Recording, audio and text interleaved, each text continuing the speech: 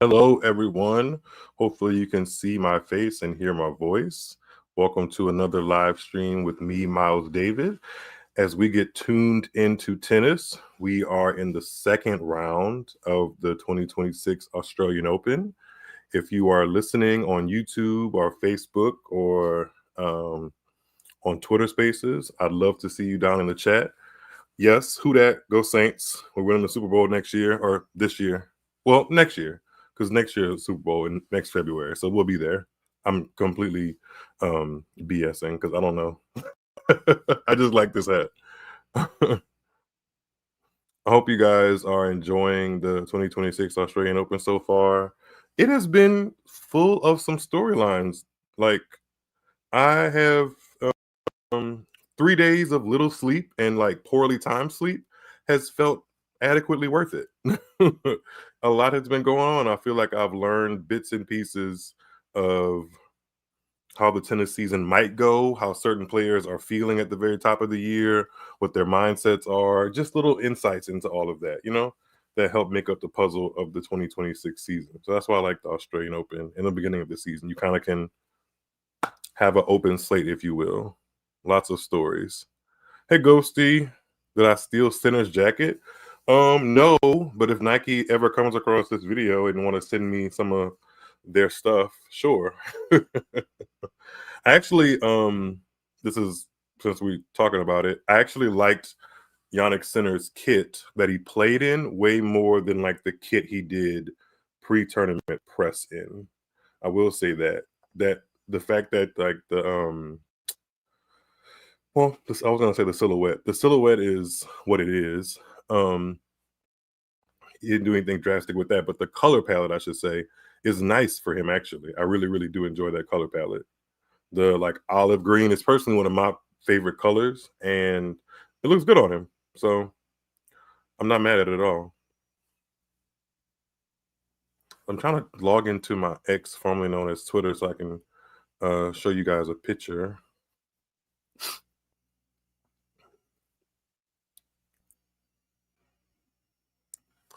While I'm doing that, hey Jermaine, Australian Open maybe should start in February. What makes you think that, Jermaine? I'm just curious. I mean, tennis never stops, and nor do they ever try to make big sweeping changes to the calendar. So I'm interested in what makes you think that.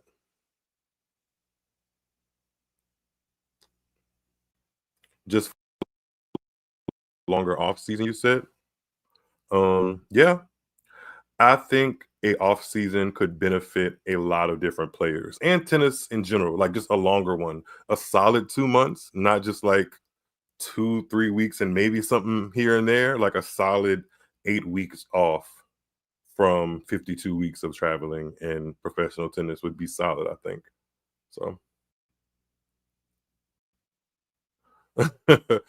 AO is 3 weeks now. It might grow into February one day. I mean, hey, if they push it back, if they pushed back qualifying a week back, we would be like a week into February based off of what they're doing right now because the tournament ends on February 1st this year. Yeah. I think that's February 1st, like their time, maybe 31st in US time. I'm not sure.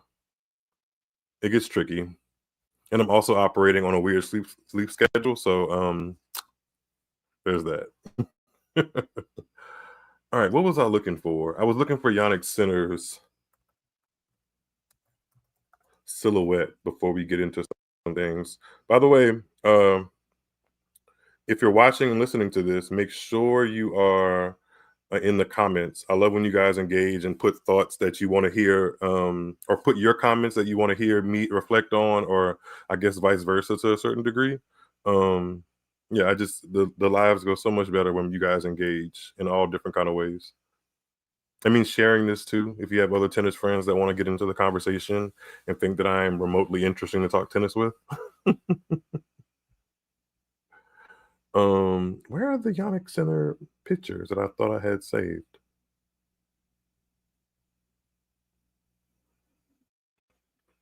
This is so terrible.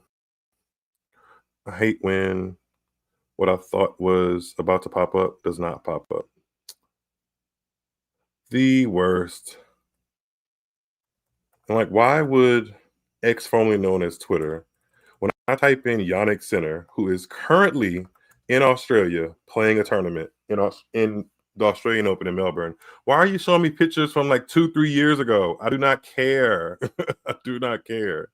It's not what, like, I literally can't find a single picture of his gear that he just wore yesterday. And I'm looking for it on Twitter. Like, what the hell? Twitter, you suck. You suck so much. Jeez. Sorry, let me go tap into the comments what you guys are talking about.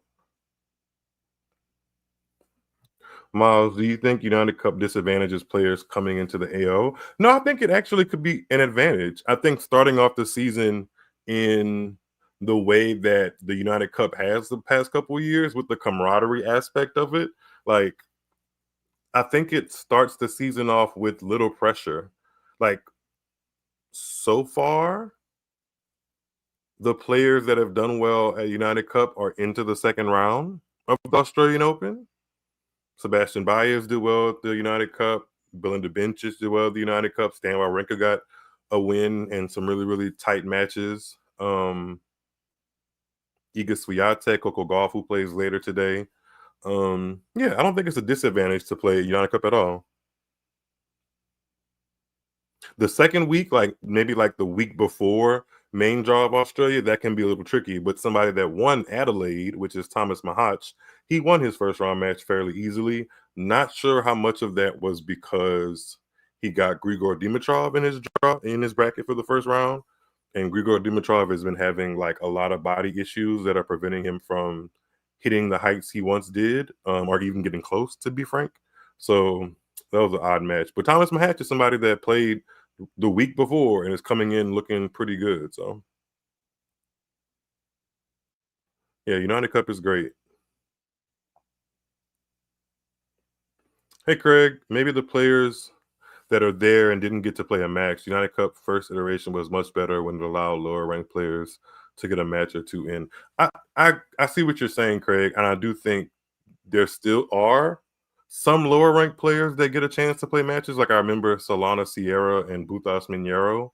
Those come to mind. But I mean, sometimes you just got to prioritize where you are in the rankings and kind of get in where you fit in. Like if you think you're going to go to United Cup, and we'll talk more about the Australian Open specifically, but since we're talking about the United Cup, I think if you are in a position where you are kind of rankings focused and want your ranking to go in a specific way, then maybe signing up for United Cup is a 50-50 slot that you might not actually play any matches, but you'll be on a team environment that you like and get paid for it. Because if you're not the number one player, you might not get played, for your country. And if you really want to work on your ranking and like do things that'll push that forward, then you got to go play the challengers or the qualifying events. Like you gotta choose whatever is that you're like most focused on. Is Grigor still rehabbing? I think he made a statement after his match against Thomas Mahach that he jammed his wrist. That doesn't sound great because he's been jamming or putting things maybe I shouldn't say putting things. He's been having a tough time of his body basically being at top level for a while now. Like, remember he retired against Yannick Sinner at Wimbledon. He retired the slam before that, and I'm pretty sure he retired the slam before that, like in the matches that he could not complete. He just said no mas, and it was injury concerns, not like him getting beat straight out. Liam, oh wait, not Liam, sorry, Alan, excuse me. Alan said death taxes and Dimitrov with injuries. Yeah, they've kind of been a part of the conversation his whole career, really.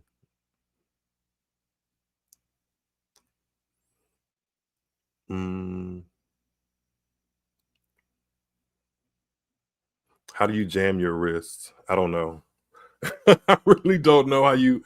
I mean, for a guy that plays with a one-handed backhand, like he's using one arm the whole time, I guess it's super impactful. But I also don't know what he did. Like I only watched very small clips of that specific match to know what was going on. He never in the parts that I watched, he definitely looked like he was operating not at full force, if that makes any sense. He was definitely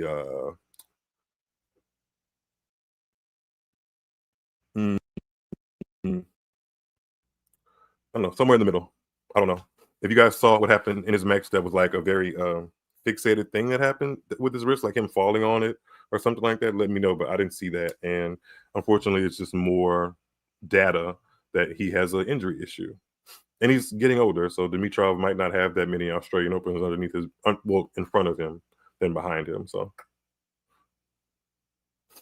I could see twisting and straining it. Kig's team and others know that well, but a jam? Was he hooping on Melbourne blacktops? I don't know. It was hard to know with Dimitrov. He wasn't going to win the title anyway, so we can move off of him. Did anybody say or see any of Yannick Sinner's match? He was also dealing with an opponent who kind of had injury issues and retired from the match, Hugo Gaston. That's actually been kind of a theme the first couple of days. Like, although the matches have been good, there has been a couple of moments where it's like, all right, these players are like dropping mid-match from either cramps or existing injuries. What's going on here? You know, it's not great stuff. Not great stuff at all.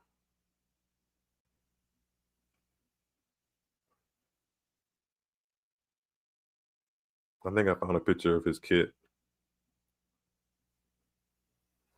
Yeah, that's that olive green. Maybe now that I'm looking at it again, like on the stream, maybe it isn't my favorite shade of green.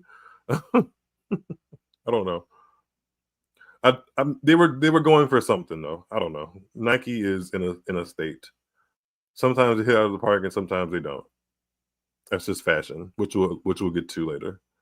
Let's see. Okay, where is my notes here?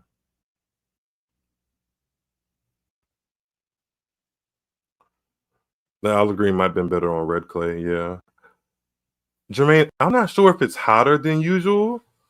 I haven't heard that in commentary. That being the reason why players have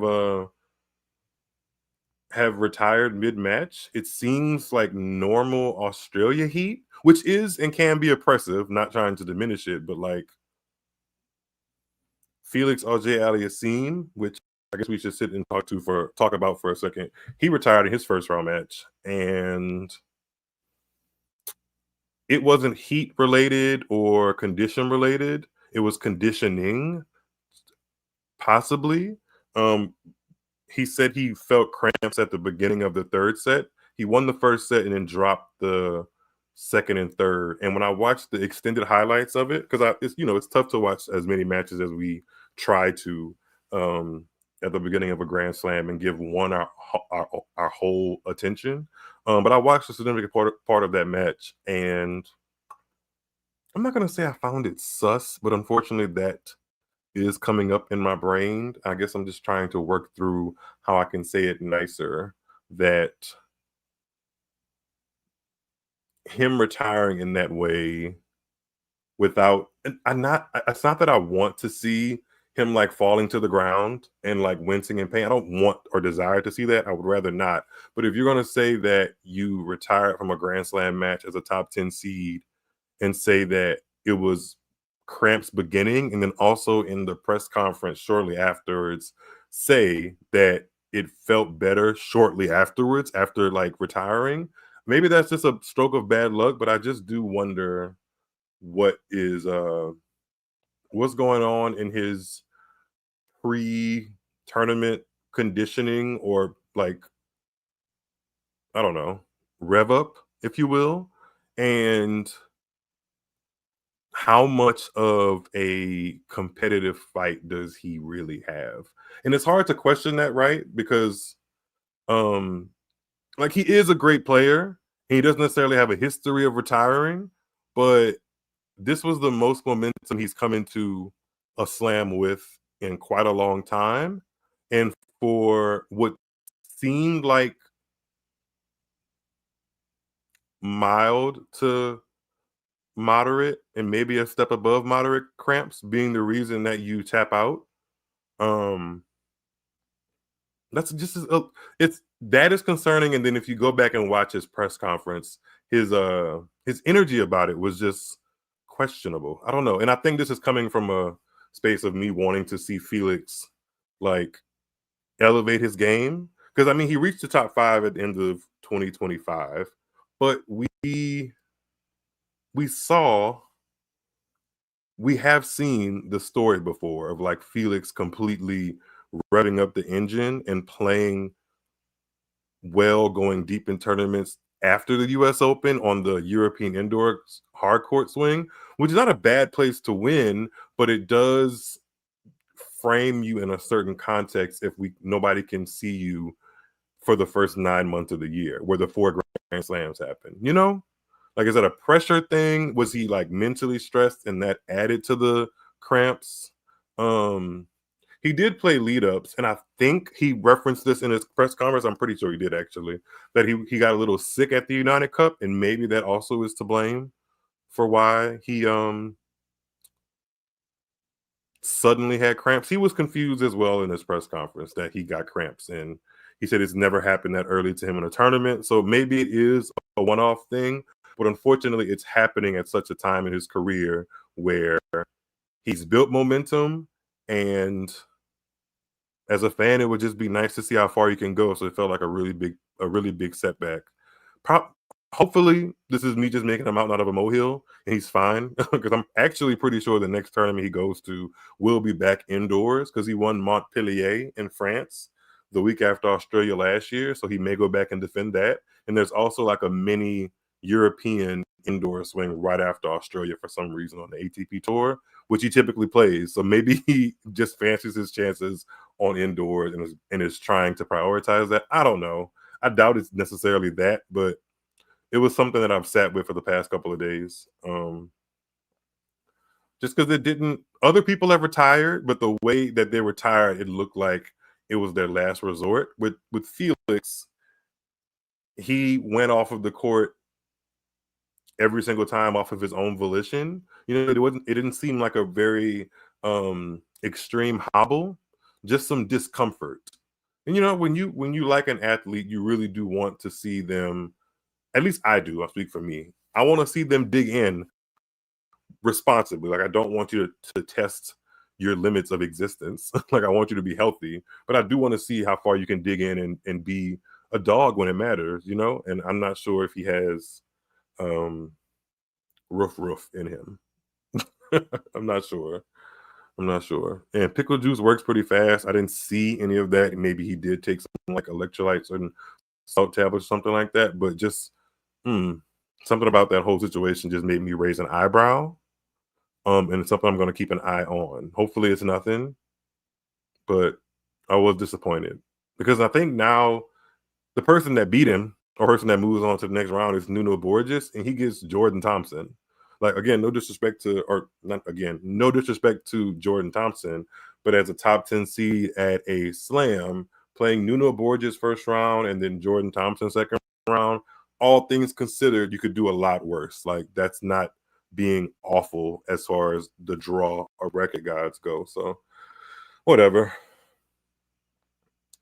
Alan said, I didn't recall Felix calling the trainer in a serious way before calling it. Just felt like he was over it once the cramping started. Yeah. It just like he just was just like, nah, I'm not going to this. And he did say in the press conference now that's coming back to me a little bit more, he would rather be in a position of being competitive and not just be a punching bag for his opponent. If he's not playing well, he'd rather just not play, which again, factoring that into the decision, like, I get it, but it just didn't. If you're going to feel like you can reach into the depths of your energy reserves and your physical preparedness and your physical attributes, which it feels like he brings a lot to the court, the first round of a slam isn't where you want to do it as a top 10 seed, you know? Like, I don't know. The more I think about it, the more the more I'm just like, And his impending, or not impending, his quotes thereafter were just like, so it really wasn't that serious? Like, you weren't, like, it wasn't the worst cramps you've ever experienced? You know what it makes me think of? It makes me think of when Justine Inna retired in the 2006 Australian Open final with stomach cramps. And again, you got to tread the line between like saying suck it up, because I actually haven't said that, so I don't want to come across like I'm saying suck it up, but I do think part of being a professional athlete is pushing past a normal person's limit, like a normal 9 to 5er's limit, because your body is your tool. It is your key to success in the arena of sports, you know? So I don't know. Jermaine said Felix was ready to go. I don't know. I don't know, man. But yeah, if you have any thoughts on Felix, let me know. I mean, what's what? Chapo. Let's see. Hold on. Yeah, Jordan Thompson's not a bad draw. But did he ever have that dog in him? He ain't Rafa. Yeah. I mean, he plays with a Rafa inspired racket, but he don't play like Rafa. I don't necessarily see the same heart as Rafa, which is one of the reasons why Rafa became such a beloved figure and is such a beloved figure. He felt like he was going to push past things that were obstacles. Even with his own body, he was going to push past them. And sometimes that can be a really defining trait in a champion and endearing. And if you don't have that, I do kind of look at you a little like, you know, I know what box to place you in, if that makes any sense. Okay.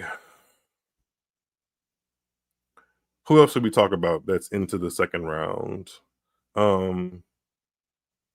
Keeping with the men, let's go Ben Shelton. Anybody watch the Ben Shelton and Hugo Humbert match? I was going to say Gaston.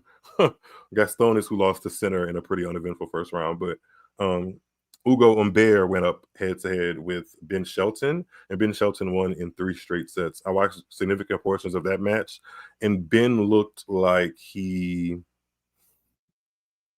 was always in control. There were some spotty moments in the match, but he always looked like he, in contrast to Felix, he always looked like he was willing to do whatever it took to win that match, and he was really dialed into it.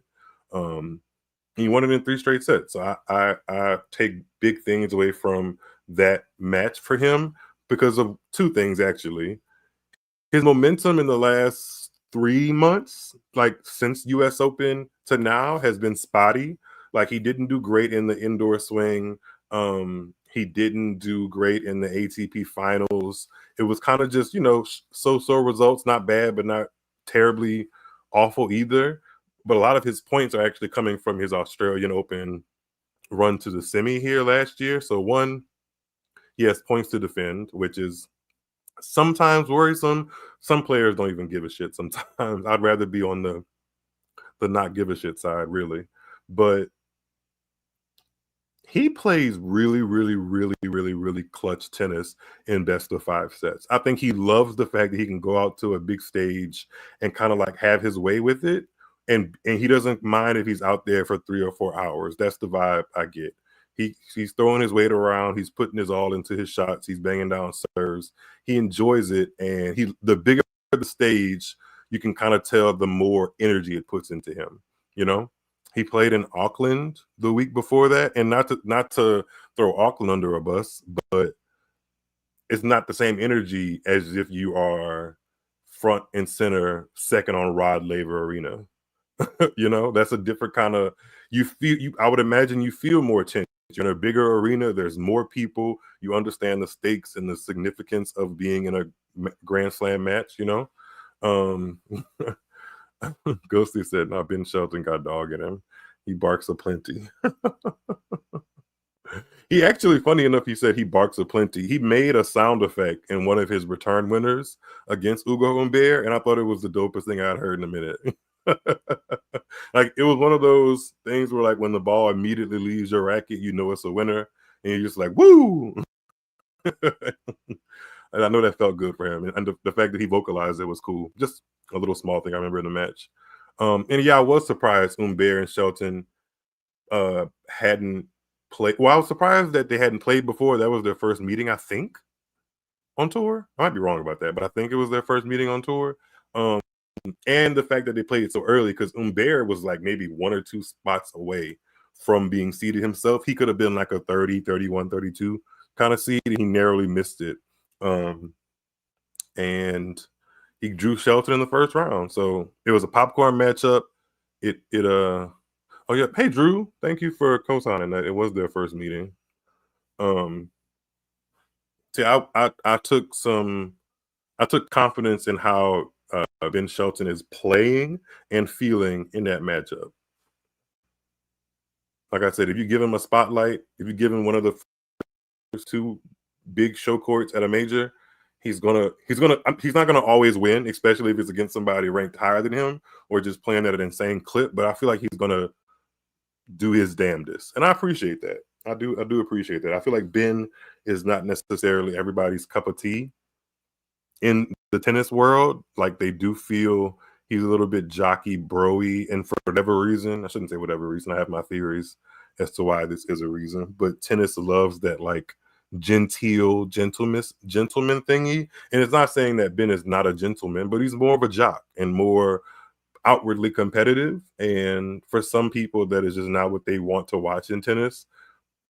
Their objective, their perspective, their prerogative. No Bobby Brown, but for people that like a lot of grit and fire, Ben Shelton supplies it, and he showed it all throughout that match. And was a better player. I got to see who he plays next round. Actually, that's a good thing for me to look up. Is who Ben Shelton plays next round in the draw.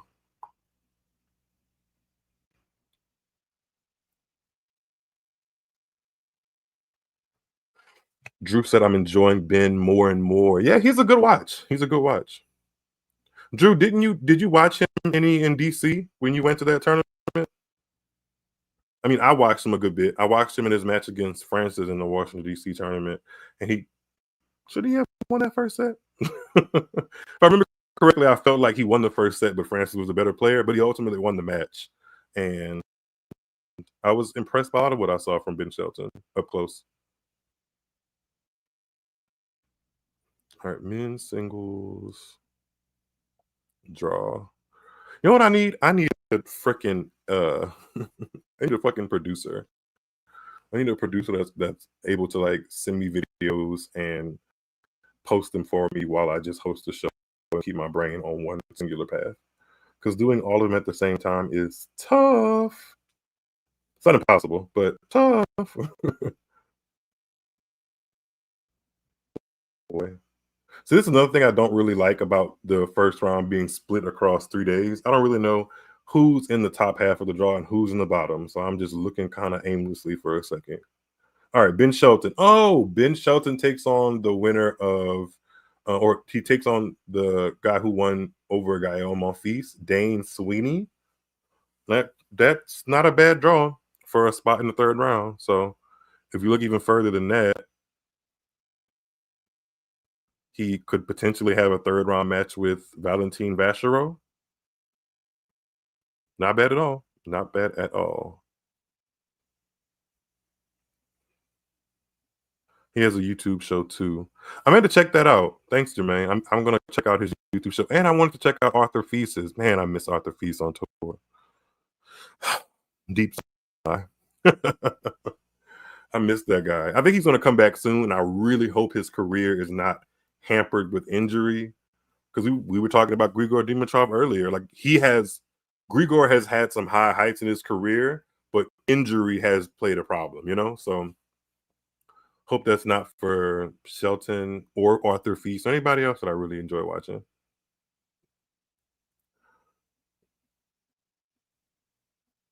Hey, Mr. Drill. I think that's how you pronounce that. Mr. Drill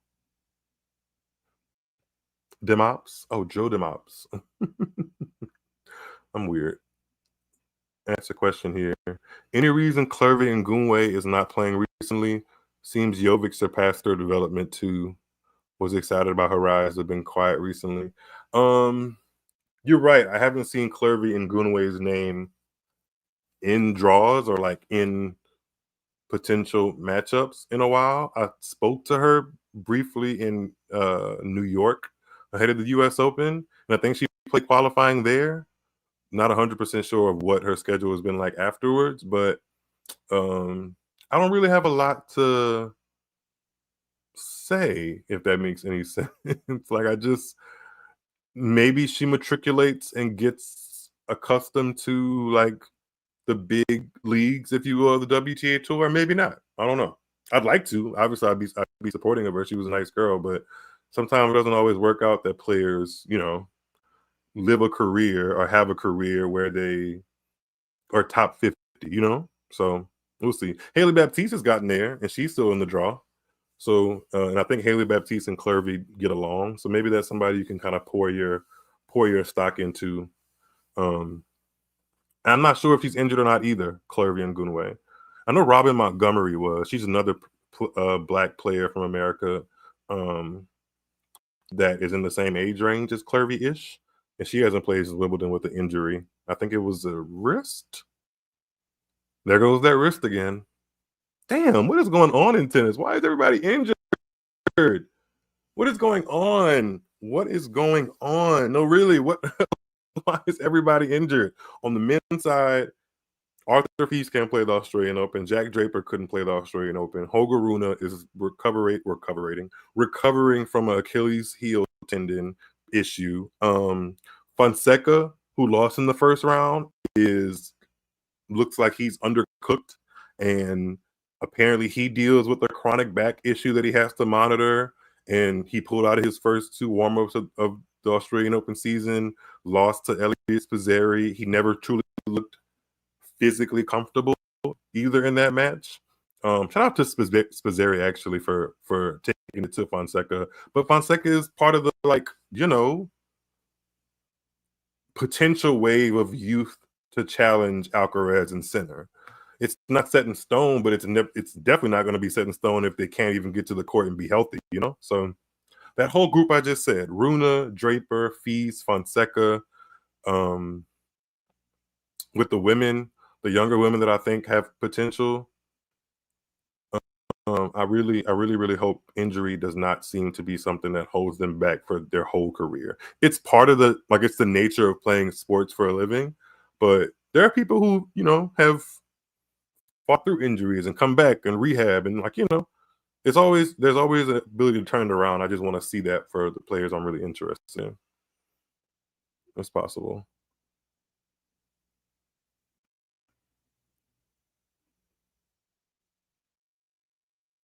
I don't think I interviewed Robin Montgomery. It was not tuned into tennis. That wasn't me.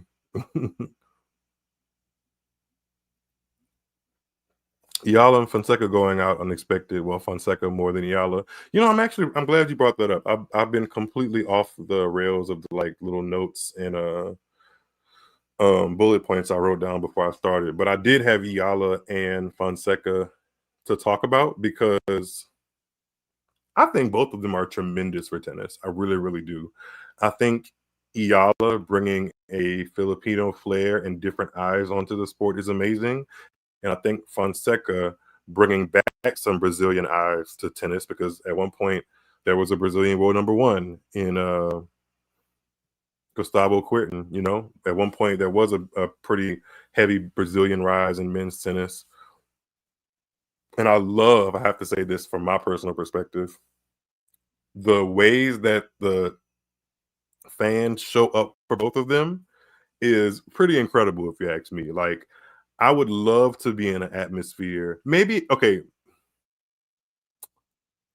logistically, maybe I wouldn't want to be shoulder to shoulder next to somebody in the middle of the Australian heat on an outside court, but I can feel that the environment that's created, if the match is fun, from a crowd of people all just losing their minds, supporting their countryman or countrywoman, or just investing in the vibes of a player who has a different culture than what you traditionally see amongst tennis players. I think that is awesome. I really do.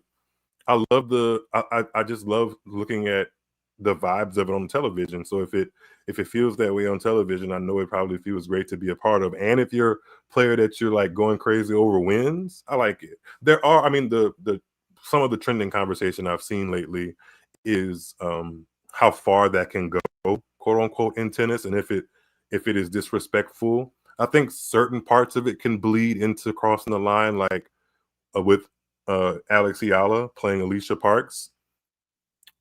The Alex Yala pro crowd that was definitely there for her was cheering Alicia Parks's missed serves, double fault, some of her errors. I think two things about that. I think it is possible that some of those people aren't aware of what is traditional tennis etiquette, if you will, and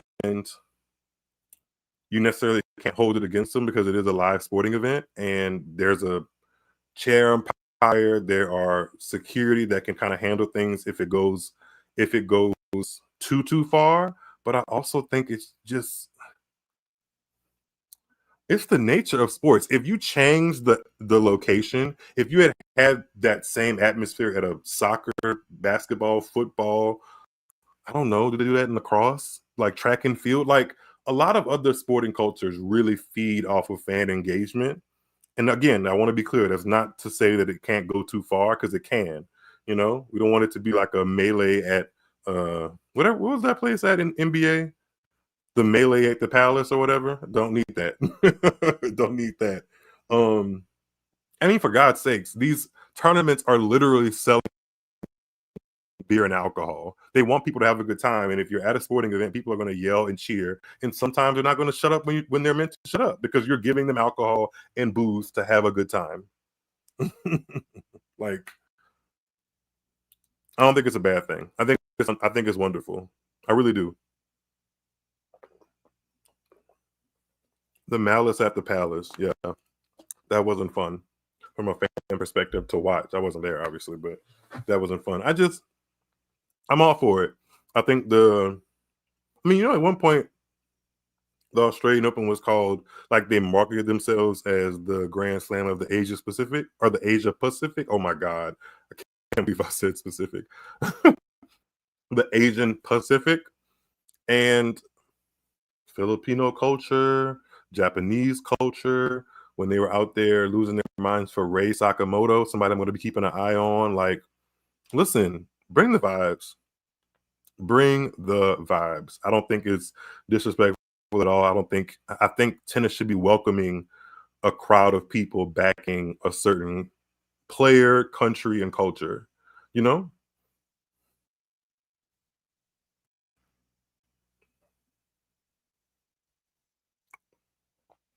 Indiana sports is always full of it. I mean, I think it really depends on how you meet tennis. Like I met tennis through the lens, or I first had a pretty good understanding of the culture of football, basketball, and baseball because those were like the three main sports I played before I got into tennis, and I followed before I got into tennis, and that's just more laissez-faire. I'm not saying everything goes. Like there are sanctions, there are rules, there are etiquette in those other sports, but it's not as stuffy as tennis. And I'm Iala, Fonseca,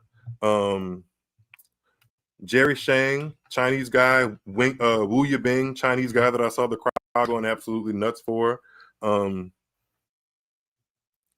Beatrice Haddad Mai, another player from Brazil that the crowd goes absolutely nuts for. Bring it. I want to see all of that. Like, put your flags on, make your posters, all that stuff. And if moving forward, the nature or like the culture of tennis is to not cheer double faults and stuff, then you just do better next time. That's all. But I don't think that I have ever watched a match and been like, oh, the crowd shouldn't be doing that. Like, it's a sporting crowd. Let the people live. Thank you. Through the nature of the sport. Hey, Albert, as long as they weren't shouting obscenities, yeah. As long as they aren't like taunting the other player. And usually, if that ever happens, the player makes it known to the chair umpire, and the situation is handled in most of the cases. I'm not saying all the cases, because some people probably just let some of that stuff go in one ear and out the other because it is expected of a sporting crowd to be boisterous and rowdy and cheer and boo and all of those things.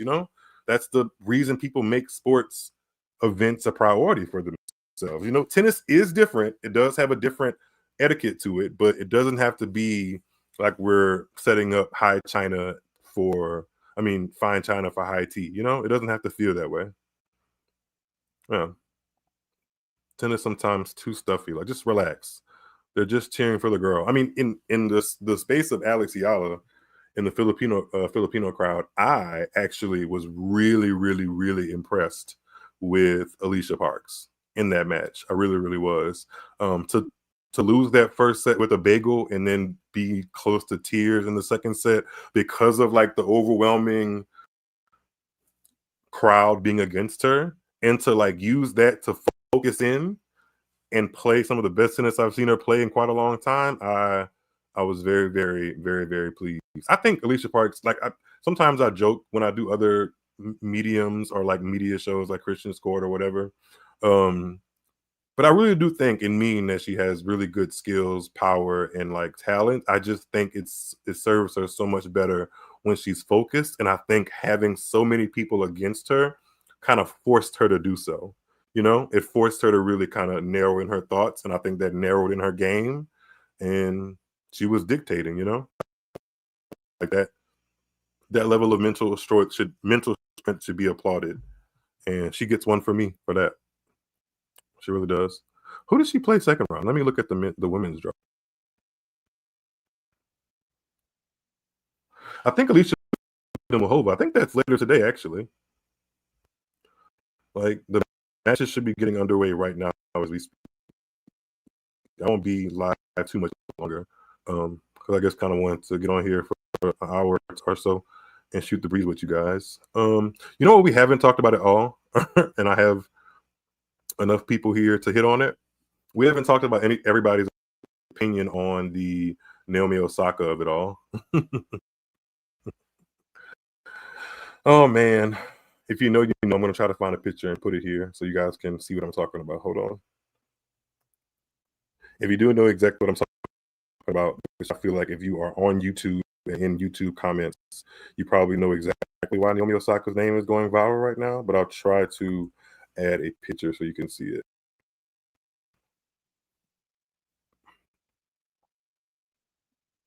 There we go.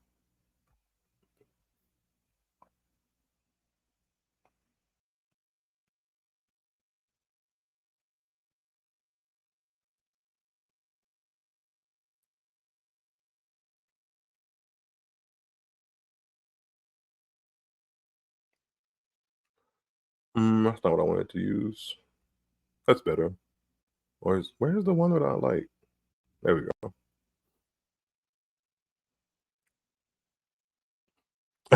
Drew. What Beyonce song would you have chose for her to come out to? I posted on my Instagram actually. It should have been Formation. The large hat, the hat with the like the train and just how dramatic it was. It deserves a dramatic song. And Formation by Beyonce is one of her more dramatic songs. It leads up to a big crescendo. It's definitely Formation. Definitely Formation. I don't. Oh, okay. Let's walk through what I think was my initial thought when I first saw it. When I first saw it on the screen, it was already late because, mind you, they were the second night match on Rod Laver Arena, so it was like maybe between 2 and 3 a.m. when it hit the screens, because I think she had been teasing certain things here and there, but I wasn't really paying attention. She was trying to tease what the design and like different influences would be, but I was none wiser. So when I saw it, I was like, oh my God. Like y'all know that gif of Nene Leakes where she's like, whoa. She's in the club listening to Kim perform, and she was like, whoa. That's how I felt. But nothing about it is offensive to me. I see the inspiration that she was going for with the jellyfish, because jellyfish have like tendril. I don't know if the official word for what they have are tendrils, but you know, like the legs, if you're not, they're flowy. They're kind of like ethereal. That's the word I want to use. And I think that it's cool. Now, I was worried when she dropped the second set, had she done all of that like pomp and circumstance just to lose too early? Because this is not to say that she should not be doing it, because I think I made some statements on Twitter and some people are like, oh, you're trying to humble her. Like, I'm not trying to humble her, but I do think if you draw some attention to yourself at a sporting event and then don't come to play, it can be kind of egg on your face, you know, like you're walking out, which she did relatively confidently, and you know you're expressing yourself, you're expressing and showcasing your ability to like engage in design and love that side of the world, which I think Naomi does. She said she helped design it and was kind of like the brains behind it and saw some inspiration from, I think, reading to her child, and the children's book had jellyfish in it, and it kind of went from there. That's what I heard in broadcast, but it didn't offend me. It just shocked me at first, but I don't think it's the ugliest thing I've ever seen. I think it would have fit right in um with like something from the Met Gala if the theme was aquatic animals or sea creatures. I think it's cool. And to be fair, Naomi has been doing things with fashion and tennis for a minute. It's really not new to her. Like she typically goes bold with the designs and the patterns and the color for Grand Slams. Ever since she's been with Nike, really, that's been one of the things they've been into is stuff that you can't find elsewhere. It's tailored for her, and she has her say in it. So hey, I think it's cool. The people making it a big talking point or like saying it's offensive or do we really need this in tennis have such a stick up their butt. Like, it's just some clothes. It's just some clothes. Now I would have fair game to people that would have like clowned her had she lost in the first round after doing all that. It's fair, right? Like I probably would have laughed a little bit too, but she won even with all the extra attention on her, and she looked good doing it.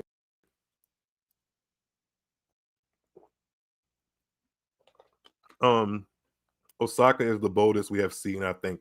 I think that's such an interesting concept of Osaka being bold because the feel I get from her is that she's actually kind of soft-spoken, timid, and quirky in a way. Not quirky bad, but like just marches to the beat of her own drum independently. That doesn't mean it doesn't come with like moments of self-doubt and stuff like that, but she is just her authentically. And I'm not sure if there's been somebody as equally confident and shy as Naomi Osaka is in both kind of spheres of it in tennis. She is soft spoken and not necessarily a woman of that many words, but her creativity and passion for things comes out in like what you saw, like in fashion, in statements, like in taking a stand for things that she's done in the past. I don't think it's a bad thing that she is also the same woman that wanted to take a step back from press conferences because it was affecting her mental health. That woman can be the same woman who wants to design an outfit for her job, and her job is to play tennis. I think that woman who said that one thing then can also be the same woman that designs something very fantastic and eye-catching, and it simply be an extension of her personality and expression in the world while she does what she is very good at, which is playing tennis. That's pretty much it. It wasn't like a disrespectful piece. She didn't come scantily clad. Like she didn't bear anything inappropriate. She just was, inspired by something and wanted to tell the story of it through her clothes. I don't think that's a bad thing. And if you are deeply offended or have 72,000 word think pieces about why we don't need this in tennis, is just whatever. Whatever.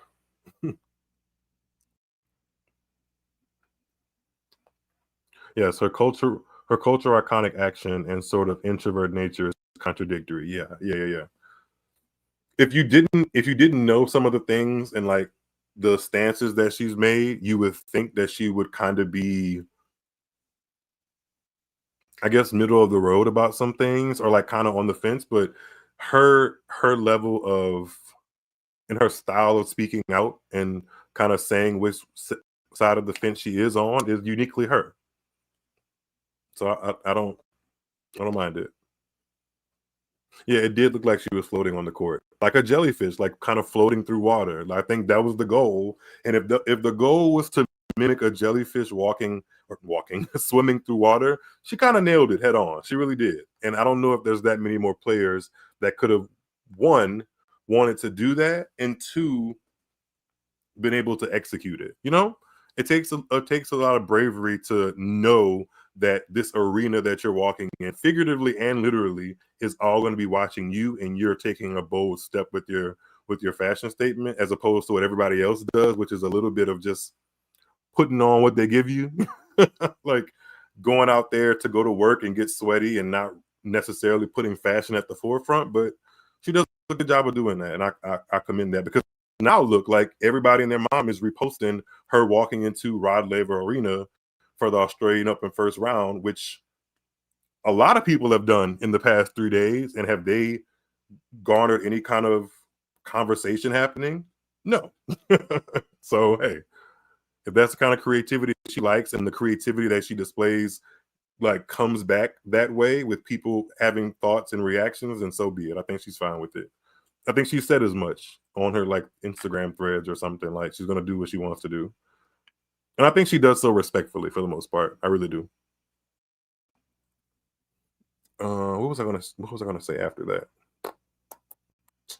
Back to my notes. Oh, I have seen some people say that, like, I saw like 1 or 2 tweets inferring that Nike should do the same thing with Sabalenka. And I'm like, I don't think that they should not do it. I don't think just because Osaka is having a grand moment with Nike and her designing something means that Nike is somehow putting Sabalenka on the back burner. Maybe Sabalenka just doesn't show up, or maybe her creativity doesn't show up in the way that it does for Naomi. Like maybe designing a kit around a jellyfish or any other kind of animal isn't something that comes second nature to her. So she's cool with the input she does have, and she likes what she does wear. It doesn't mean that anybody is disrespecting her or she's less valued in tennis. Naomi just happens to have a really, really large market, and there are tons of people now who look to her for fashion inspiration or expect some kind of moment from her. People do the same thing for Sabalenka, but just on a different scale, It just is what it is. Like everybody can't be this fashionista, creative forward person. Like Sabalenka is good at what she does, great at what she does in tennis, and Osaka has been good at tennis, and right now is good at creating creative moments in tennis. So yeah. Sabalenka has her own taste, and so does Naomi. They have the same company, but they're two different people. I don't think Sabalenka is necessarily getting a short end of the stick or being disrespected by her brand that pays her millions. Like both of these ladies are being paid well to represent Nike and do other things that branch off of their connection with Nike. So yeah, I'm not diving too deep into it. Sabs is such a snooze fest for me. I don't think she's a snooze fest. I think Sabalenka is a great tennis player and has created some really memorable matches over the past couple of years. I just don't think she's like my first thought of fashion icon, which is fine. But when I think of a really, really damn good tennis player who's authentic and passionate and loud and wants to win, Sabalenka comes to mind. That's fine.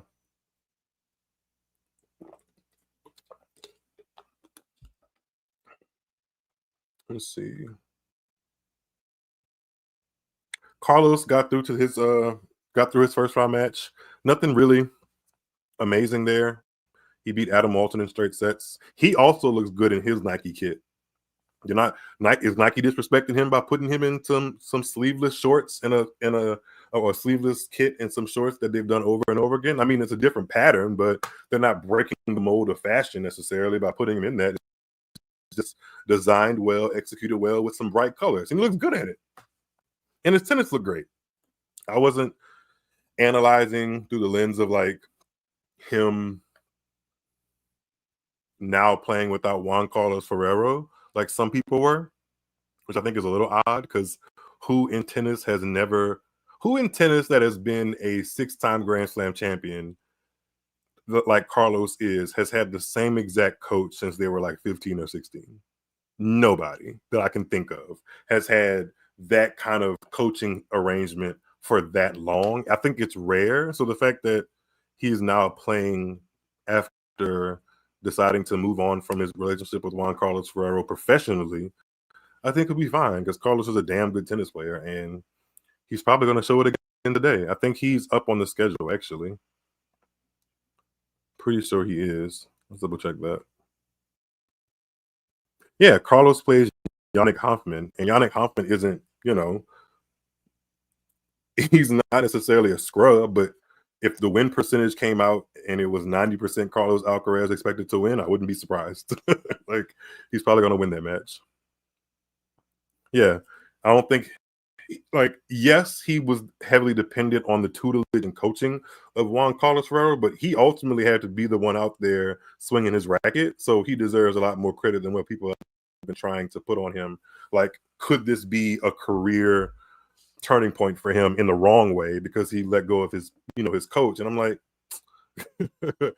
he's the reigning Roland Garros and U.S. Open champion. I think he'll be fine. Let the record show that if it doesn't happen that way and he starts to trend downward, maybe we can go back to that conversation. But now it's whatever. Like, he's still the Carlos Alcaraz carrying the men's tour right now to me.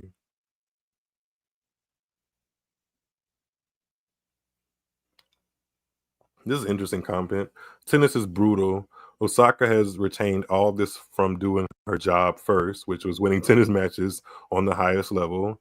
I assume if Fiala wins a slam, her current status would rise insanely high. Yeah, that's Drill. That's a really, really good point.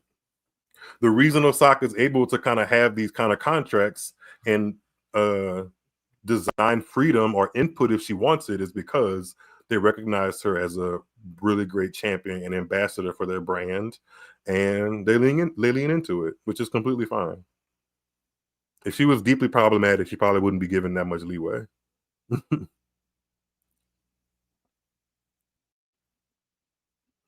Hey, Stacy. Stacy said I was surprised to see Taylor Townsend leave John Williams. Yeah, that did surprise me. Not gonna lie. I mean, tennis, there is some kind of like expiration date on tennis and coach relationships, but that one, I felt like it was right in the sweet spot of like achievements. Like, Taylor Townsend actually is the defending women's doubles champion in Australian Open, and in 2024 she won Wimbledon. So that was a little odd to read, but I think Taylor's a really damn good tennis player, especially in doubles. So I think she'll be fine. I was a little bummed to see that she got Haley Baptiste in the main draw, and she came in like as a lucky loser last minute because Marketa Vondrousova withdrew, even though she withdrew from the match with something that she had long known was a ongoing issue, but whatever. Where does that match lead us? Oh, it's right there. Perfect. 3 sets on either the opening day or second day. I know it was the first round regardless. And Haley Baptiste now takes on Storm Hunter in the second round. I think that is I was going to say that's a hell of an opportunity for Haley Baptiste. Now that I look at well, I had to scroll up a little bit because the winner of Storm Hunter and Haley Baptiste actually take on the winner of Coco Gauff and Danilovic. So we might see a Haley Baptiste and Coco Gauff third round match at the Australian Open. Hey, why not? I would like to see it. I'd like to see it. Excuse me. Told you guys I'm operating on a weird sleep schedule. Since I was just talking about Coco, she plays later on. Was kind of just, to me, Coco Gauff doing Coco Gauff things, like extending points, asking continuous questions of her opponent, staying in rallies, trying to be consistent with her serve and forehand, dictating with the backhand when she could. All of those things were on display. And she takes on Danilovic, who beat Venus Williams in the first round. I do think that's a different test for Coco later on today, that she should get through based off of form. Danilovic, if she plays a rangy style, and I think that was evident against Venus. Actually, like the fact that she was very much so almost out of the match against 45-year-old Venus Williams shows that she can kind of give you some free points if she's not 100% on it. And Coco Gauff is not going to give you that many free points once the ball's in play. Off the serve sometimes. Hopefully she has a good serving day and doesn't cough up too many double faults. But if Coco keeps it at 80% there, 90% there, as far as level of her game, she should take that match, I think. Fingers crossed. But that's Coco Gauff for you, man. It's match by match. Coco Gauff is definitely a match by match kind of player. But it's not to say that she's ever gone on some tremendously long losing streak. She eventually rights the ship. It's just that her matches can sometimes be a roller coaster because of the way she plays and the way she scrambles around the court. It can be rough patches when you include the service yips and her trying to smooth out the service motion and the toss and all that stuff.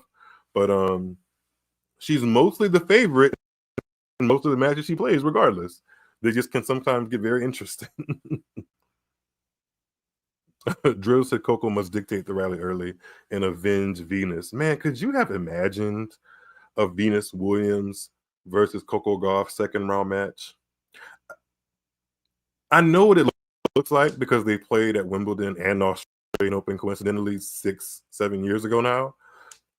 But now that Coco is a bona fide two-time Grand Slam champ and Venus is still iconic, but step or two slow at 45 years old, I don't know if I would have wanted to see that matchup. And it's also like a mind game because Coco is such a now generation player, whereas Venus is several generations all in one and current at the same time. It's just, and both of them are such amazing leaders and ambassadors for sport globally. They're just figureheads and have become figureheads. Coco is still developing that, but she still is one of the most recognizable athletes in all of sports right now. And Venus definitely was in that space for large portions of her career. So the fact that they would meet again is crazy, but I'm not mad that we didn't get it. I know what that looks like. I don't want to see Coco running Venus ragged around the court. I really don't. I really don't. And I wouldn't want either of them to lose. So the fact that we didn't get the match is, I can swallow that. Okay. I can swallow that. Okay. What have I not touched on already? Oh, I got here in my notes that Alexander Zverev is still shaky, and I think he's on the schedule on on John Cain Arena against Alexander Muller of France. Alexander Muller came through a tough 5-set match over Alexei Popper, and I think on that same court. So maybe that's the special sauce for him. John Zverev, Sasha Zverev beat Gabriel Diallo in the first round after dropping the first set in a tiebreak, and it was one of those classic Zverev performances where he wasn't necessarily the better player with the highest level, and there were parts of that match where that could be debated, but he didn't have the energy of somebody that was winning his tennis match. He just survived another tennis match, and that's been the theme from his matches that I've watched lately. They've been scratchy. He does win, but it rarely does it feel convincing. The ones where he kind of just outlasts his opponent and lets them kind of self-destruct or have a bad day. That's kind of what he's done. And Alexander Muller, from what I've seen over the last 12 months, he's not necessarily what I would say a threat to be a top 20 player, but top 20 players aren't the only players that are beating Alexander Zverev right now. So Alexander Muller absolutely has a shot in that match, and I would not be surprised if he takes it. If he's recovered well from that 5-set match in the first round, Muller could put it to him. And I believe Muller has beaten him before, maybe? Or gotten close? I'm not sure. But yeah, Zverev say Zverev is a top 3 seed, a defending finalist in 2025. I haven't seen any kind of hype around him possibly winning the title. I mean, I think the average fan and the consensus of that fan is that Zverev probably won't be a major champion. You know, I think if he does become one, I can't see it in a sphere of him going through Yannick Sinner and Carlos Alcaraz to get there, or even Novak Djokovic. I can't fathom it. It would take a lot of bricks in the bracket to fall apart for Zverev to get to a final and win it. Getting to a final, yes, maybe.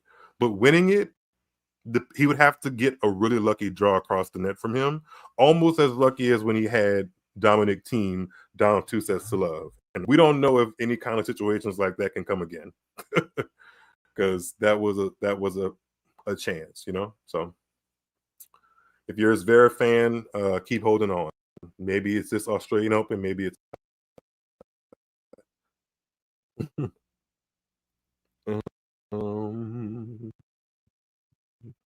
you know what we haven't talked about at all, and this is a good spot for me to kind of start wrapping up, or at least maybe think about wrapping up.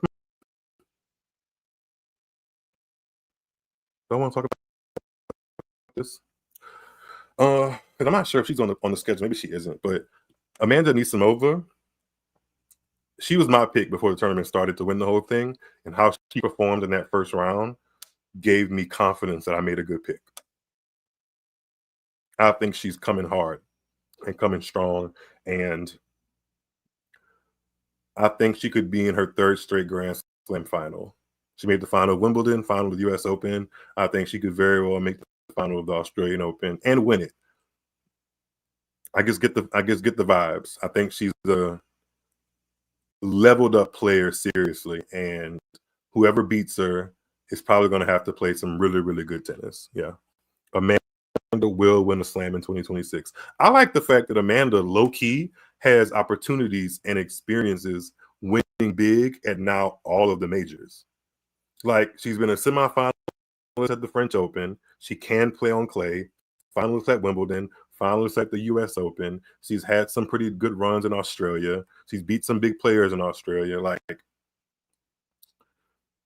I think she's going to win a slam in 2026. And Australian Open 2026 might be that slam. I think so.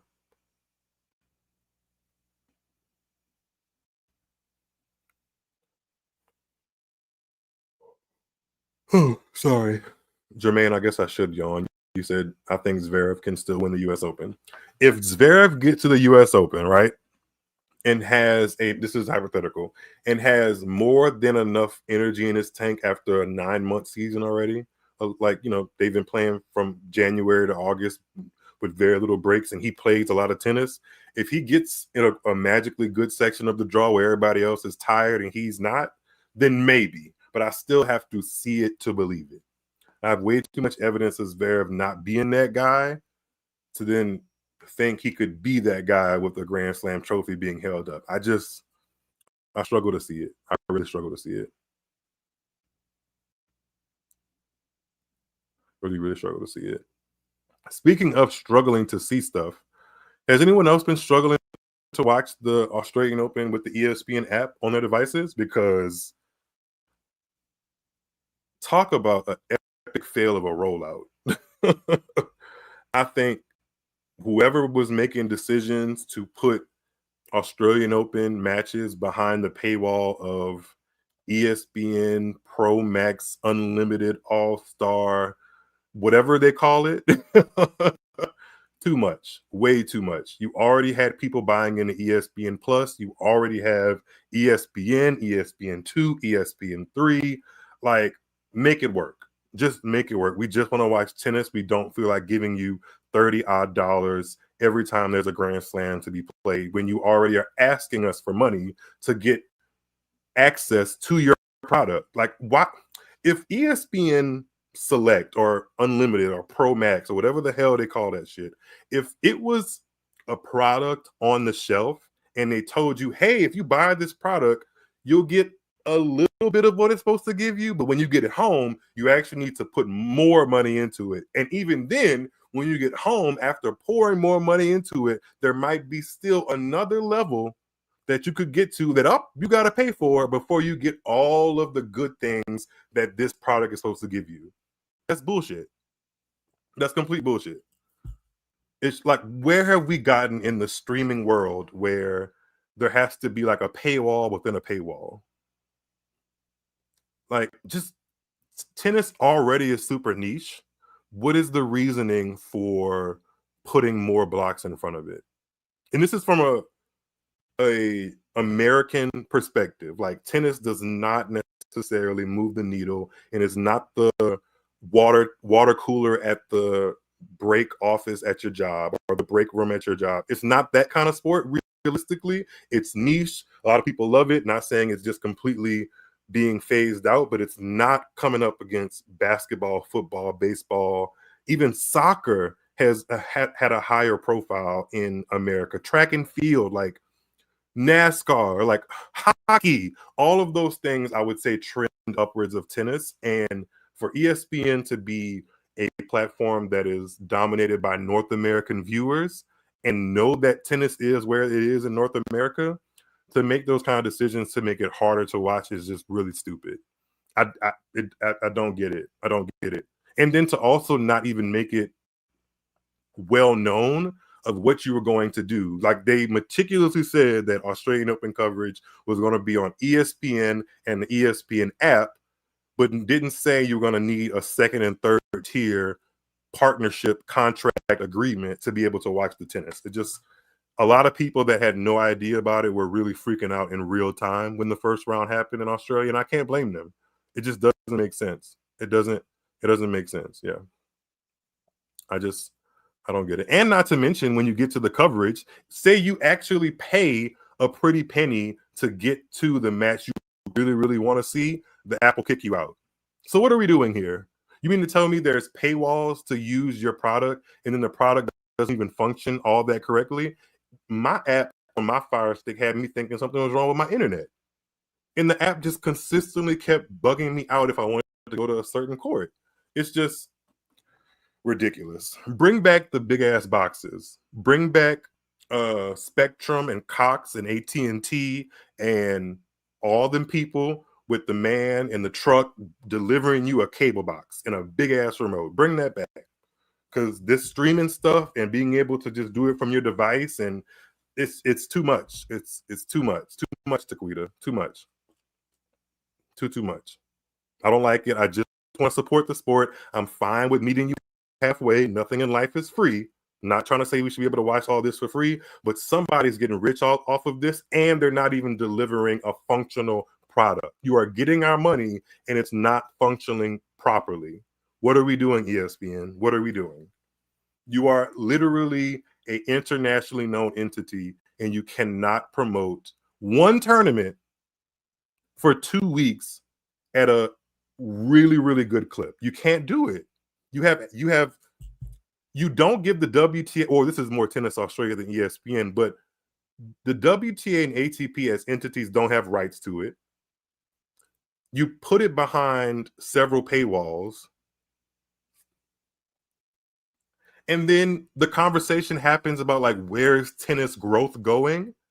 Is it still a lucrative option for people to want to play? What's happening to all of the courts? Why are they turning into pickleball courts or being demolished altogether? Because no one's watching the product. And you wonder why American men haven't produced a damn Grand Slam champion in 20 plus years. How are they supposed to see other Grand Slam champions? How are they supposed to see the example of what they possibly could be if nobody can watch it? And you keep dwindling down the space and, like, bottlenecking the access of people wanting to watch it. You'll never get what you want. You'll never get what you want. It doesn't take an idiot to see how they ruined it.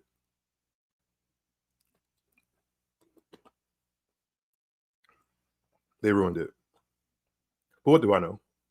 I'm just a guy on the internet talking shit. The U.S. just doesn't value tennis. It doesn't value tennis. Not the same way other people do it. Shout out to Chris Eubanks, though.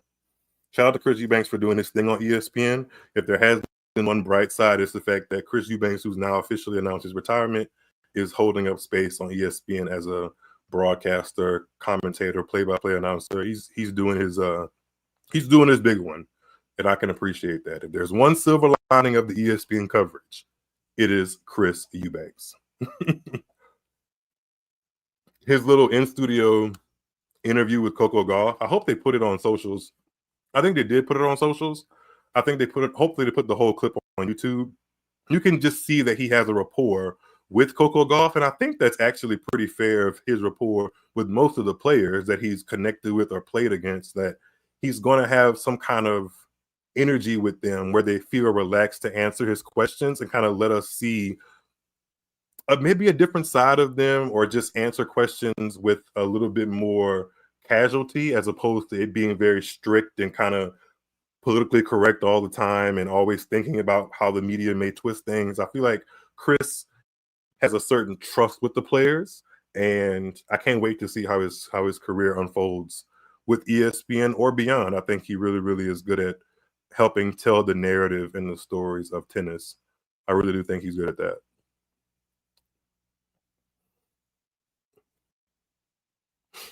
All right, what else do we want to cover?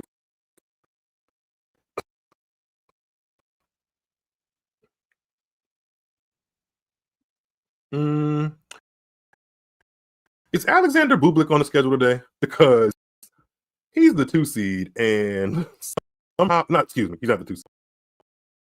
He is a possible threat to win this tournament, and he plays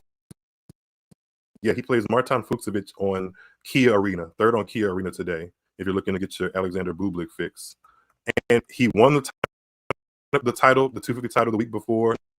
He's now a top 10 player.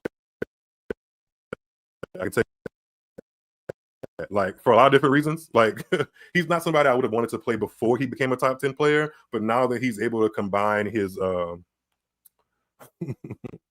mess he brought to the court along with actual good tennis, he can be a handful.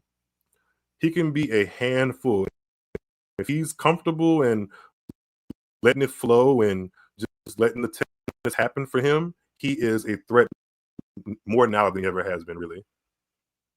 I think that kind of gets through Fucsovics. He gets the winner of Ferry, who took out Flavio Caboli, or was on the court. Caboli shit his pants. Poor Caboli. He had diarrhea and couldn't really do much in his match, but at least he finished it.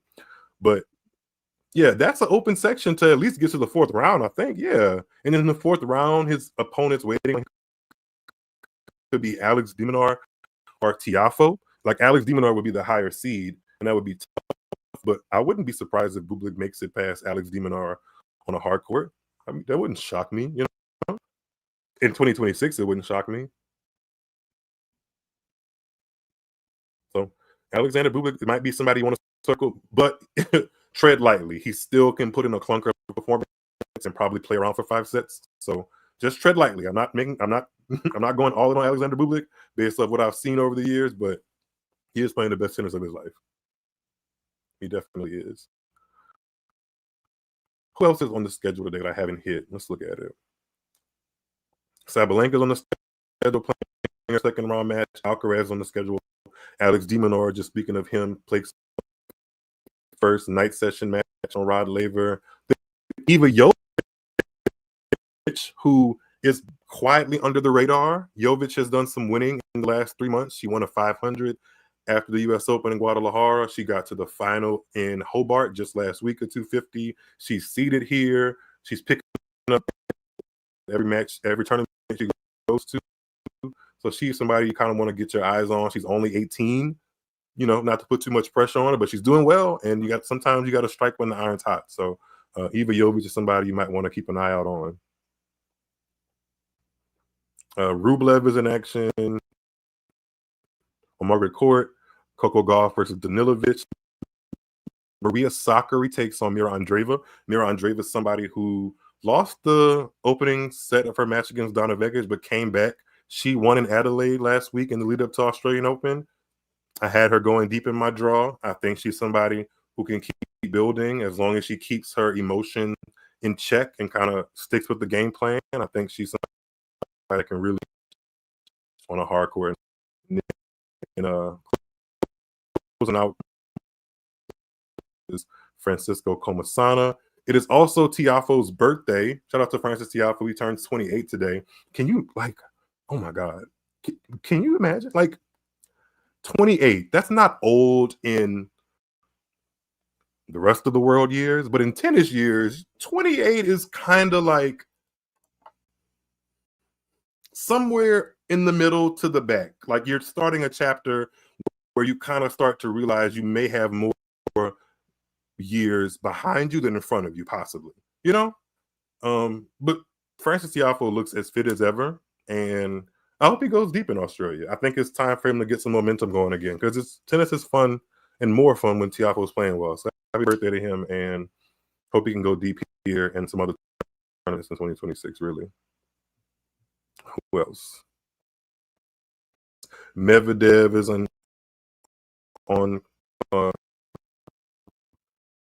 John Kane. Snyder is in progress right now. Jasmine Paolini plays later on today. Tommy Paul, Vicky Mboko,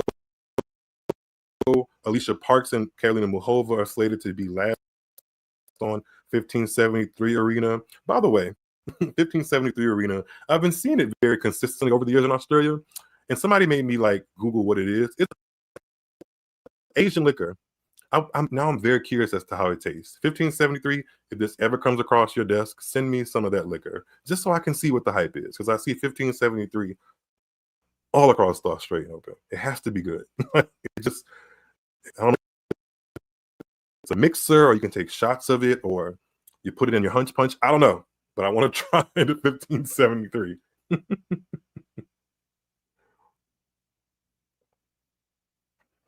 And I think that anybody else of note? If you want to say that Emirata Kanu is still a person of note, she takes on Anastasia Potapova, and I believe the winner of that takes on Sabalenka if Sabalenka wins her second round match.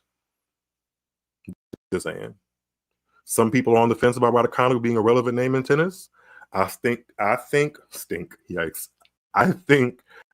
that when her game is on and she's healthy, she's fun to watch, but I do have reservations about her becoming a top 10 player again. Let's say that, I'd like to see it. I have reservations about it.